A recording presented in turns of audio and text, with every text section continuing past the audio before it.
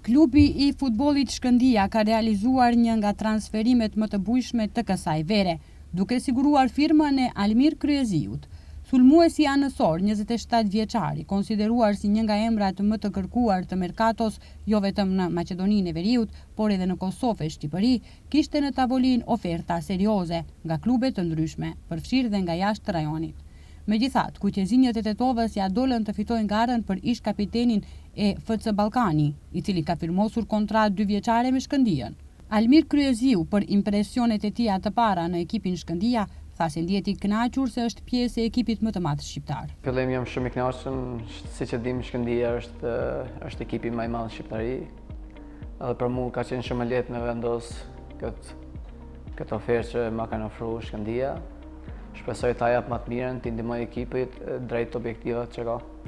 Po, është një emocion i veçantë. Shkëndija ka një histori goxha të madhe si ekip dhe jemi është të jem sa më i motivuar, ta jap maksimumin çdo ndeshje, çdo stërvitje dhe t'i gëzoj gjithë tifozët. Pas kryerjes së testeve mjekësore dhe prezantimit zyrtar, Kryeziu është bashkuar menjëherë me skuadrën në fazën përgatitore në Sloveni. Nga ana tjetër, klubi i futbollit ka njoftuar se futbollisti Numan Ajeti nuk do të jetë më pjesë e skuadrës son, duke e falenderuar për kontributin e dhënë në fanellën kuqezi.